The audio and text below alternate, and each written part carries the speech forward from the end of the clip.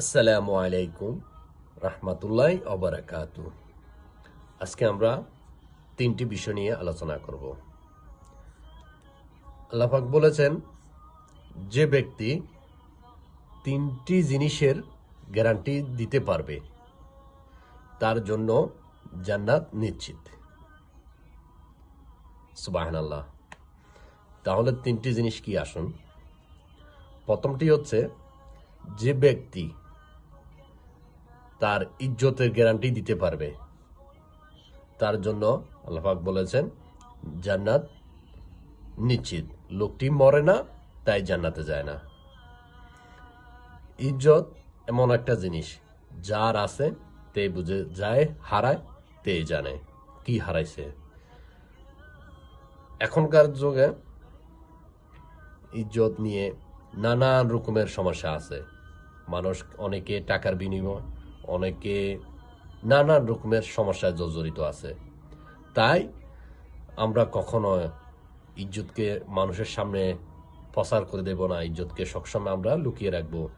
তাই সবসময় এইসব কাজ থেকে বিরত থাকবেন। দ্বিতীয়টি হচ্ছে, মানুষের কখনো পিছনে সমালোচনা করবেন না। এটি একটি মারাত্মক কাজ।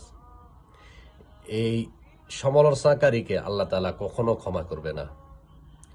তাই এইসব কাজ থেকে আপনারা সবাই সবসময় বিরত থাকবেন।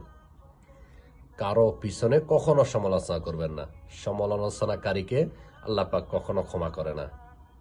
তাই মানুষের গীবাত, সমালোচনা, এতের এই সমস্যা, অতের এই সমস্যা, আমার কি সমস্যা সেটা আগে দেখতে হবে।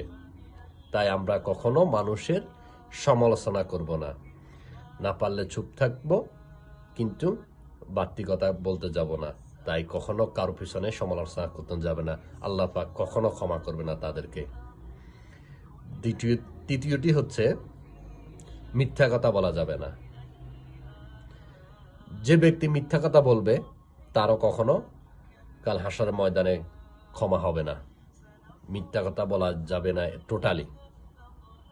আমরা যেটুক জানি এটুক বলবো, যেটুক শিওর, যেটুক দেখছি নিজের চোখে এটুক বলবো, কিন্তু বাড়তি কথা বলতে যাব না।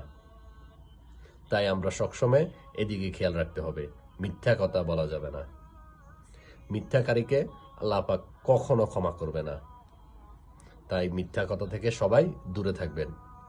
তাই সবসময় আমরা ফ্যামিলিগত সবাইকে জানাবো, নিজে না জানলে আরেকজন থেকে বোঝার চেষ্টা করব।